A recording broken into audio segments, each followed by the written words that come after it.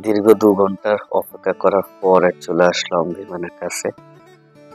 অনেকটা ভয় ভয় ছিল। তো এই প্রথম কোন একটা ভিডিও আমি এয়ারপোর্টে করতেছি, শারজাহ এয়ারপোর্ট, সংযুক্ত আরব আমিরাতের শারজাহ এয়ারপোর্টে সিরিয়াল দাঁড়িয়ে। তো ইমিগ্রেশন চলে আসলাম স্মার্ট গেটের কাছে। এটাতে শুধু আমার পাসপোর্টটা পাঞ্চিং করার পরে যদি আমার সমস্যা না থাকে তাহলে গেটটা অটোমেটিক খুলে যাবে। দেখি কি হয় আমার ব্যাপারে।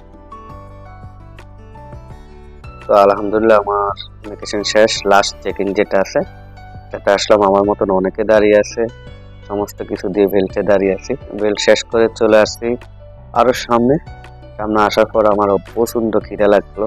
সারাদিন তো রোজা রইলো, কিছু না কিছু খাওয়া দাওয়া করতে হবে। এই শর্মাটা নিলাম স্যান্ডউইচ, একদম 18 দারাম। আর আমার সামনে যে পানির বোতলটা দেখছেন এটা কিন্তু আমি 10 দারাম দিয়ে কিনা হলো। এটা বাইরে 1 দারাম আর ভিতরে অবস্থা বুঝি ব্যবস্থা নিচ্ছে ওরা, তো এটা নিল 10 দারাম।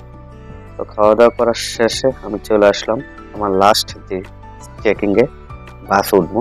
তো আমার জিজ্ঞেস করলো যে তোমার নাম কি? আমি আমার নাম বললাম। নাম বলার পরে আমার বুকিং কার্ডটা দেখে একটা সিল মেরে দিল।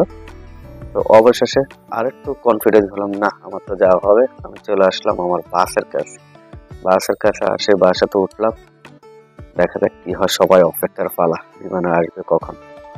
আর বিমানের কাছে এসে সবার মন মানসিকতা আর একটু ফ্রেশ হয়ে গেল বিমান দেখে। তো অবশেষে আমি উপরের দিকে যাচ্ছি সিঁড়ি দিয়ে। আর হাতে তো সামান আছে, ক্যামেরাও আছে, অ্যালাউড নাই ভিডিও করার, তারপরে ভিডিও করতেছি। জানি না কি হয়। ইমিগ্রেশনও কিছু হয়নি আলহামদুলিল্লাহ, বিমানে তো কিছু হবে না। যদি দেখে তো হয়তো বলবে যে ভিডিও করবেন না। তো দেখি উনি সবার পাসপোর্ট দেখে কি বলতেছে। উনি বলতেছে যে আমার 13 নম্বর সিট লেফট সাইডে। আমি লেফট সাইডে চলে যাব। সবাই তো জাম, তা আস্তে ধীরে যাইতে হবে, একটু জায়গাটা তো একটু ফাঁকা কম। তারপরে ধীরে ধীরে সামনে যাচ্ছি। যাওয়ার পরে আমার 13 নম্বরটা আমি চেক করতেছি কোনটা 13। তো 13 নম্বর চেক করার পরে অবশেষে আমি 13 নম্বর পেয়ে গেলাম, আমার সিটও পেয়ে গেলাম। দেখি আমার সিটে একজন বসে আছে। তো ওনাকে বললাম ভাই এটা তো আমার সিট। উনি বললো কোনো সমস্যা নাই, আমি এদিকে চলে আসবো, আপনি জায়গায় বসেন। ওকে, আমার ব্যাগটা রাখি। ব্যাগটা রাখার পরে বসলাম। বসার পরে আমরা তো চলে আসলাম শাহজালাল আন্তর্জাতিক বিমানবন্দরে। বাংলাদেশে আসার পর তো মনটা আরো বড় হয়ে গেল।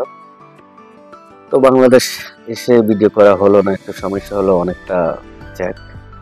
তারপরে দাঁড়িয়ে রইলাম অপেক্ষার পালা, কখন আসবে তারা আমাকে রিসিভ করার জন্য। তো পরে বলবো কি হলো আমার সাথে বাংলাদেশ এয়ারপোর্টে।